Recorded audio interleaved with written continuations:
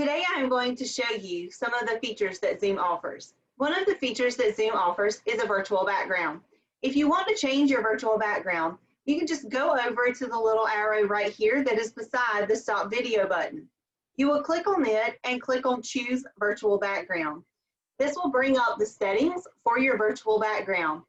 In here, you can then change your virtual background to different virtual backgrounds.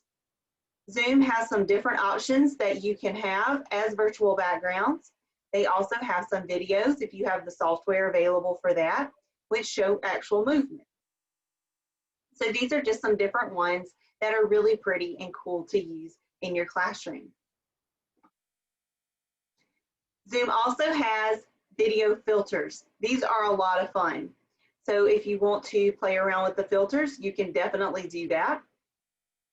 These are just some of the different ones that they have. They even have one with mask and the little mouse. So these are just some different ways that you can have fun with your students during class and also change your virtual backgrounds to different backgrounds throughout your lesson if you make virtual backgrounds for different parts of your lesson. The next feature that I'm going to show you is the security feature. You can lock your meetings so that participants can no longer join.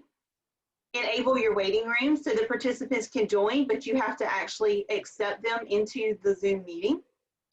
You can allow your participants to share screen. You would want to do this if you have students who are sharing their presentations that they've completed. You need to give them permission to share their screen during class. You can share the chat with them. You can also turn this feature off so that chat cannot be used. Rename themselves. I would suggest keeping this turned off so that students come in with their first and last name only and they do not have the capabilities of renaming themselves something else or something inappropriate. As long as your students can handle unmuting themselves when needed or when asked a question, then I would let them have the ability to unmute themselves. But if they cannot handle those responsibilities, you can always uncheck this and they will not be able to unmute themselves. Only you will be able to do that. Annotate on shared content. This allows your students to annotate on any of the shared screens that you have shared with them. So if you have a PowerPoint presentation up and you would like for your students to be able to write the answers on that PowerPoint, then you would want to allow them to annotate on the shared screen.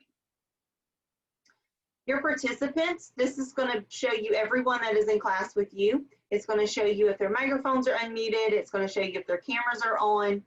It also gives your students and you the ability to use non-verbal feedback in Zoom. So we have yes, no, go slower, go faster, or your students can hover over the three buttons that say more, and you have a thumbs down, thumbs up, the clapping hands, need a break, or away. I would use any of these in class with my students. You could ask them to give you a thumbs up or a thumbs down if they understood the content or not. You can use the clapping feature if you want to celebrate other students. If your students need to go to the restroom and they're going to be away from their computer, then you could have them put the away button beside their name. And when you click on these, it just adds it up here on the participants. You'll see that it's just added right there beside my name. The three little buttons right here, you can ask all to unmute. I would not recommend doing that because it might make the speakers in the classroom screech and have a really bad noise. So I would not unmute everyone at one time. You can mute your participants upon entry, which means that the students, as they're logging into class, they would automatically be muted. Again, you can allow the participants to unmute themselves or rename themselves. I would uncheck the one for rename themselves just so that they cannot rename themselves while they are in your Zoom meeting.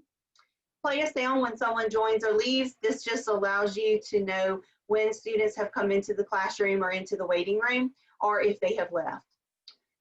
And then lock meeting, again, you can just lock the meeting once all of your students are in class so that nobody else can join in. Polls are a great feature to use as a bell ringer. If you click on edit or add a question, once you're in your Zoom room, it will take you to zoom.us so you can log into your Zoom account to create a poll for your class for that day. You can use these as students are coming into class to get their feedback on maybe the previous lesson or to gauge their understanding of some new content. Share your screen. So for this, we have the basic, which gives you the options of screen 1 or screen 2. I have 2 screens, so I have 2 options for screens. You also have your whiteboard feature, so you can share the whiteboard if you would like to. If you have your iPhone or iPad that you are using in class as well, you can always share that too. If you need to share something with the students that has sound, you want to make sure that you click on this button here, share computer sound, otherwise they will not be able to hear it. The advanced features, Zoom has a new feature, PowerPoint as a virtual background. If you click on this button here, it will bring up your folders in your documents from your computer for you to choose the PowerPoint that you would need, and then it will take that PowerPoint and change it into your virtual background. If you only want to share a portion of the screen, you would click on this button. If you want to share music or computer sound only, you would click here. Or if you have content from a second camera, maybe you're using your phone as a document camera, or you have an actual document camera that you would like to share the content from that, you would click on this one here and then click share. Breakout rooms are another great option for Zoom users. This will allow you to either automatically or manually assign participants to a breakout room. You can choose however many breakout rooms you need, depending upon how big you want your groups to be in class. But these are great addition to any class when you need to pull small groups, or you want your students to have a collaborative learning group where they're working on a project.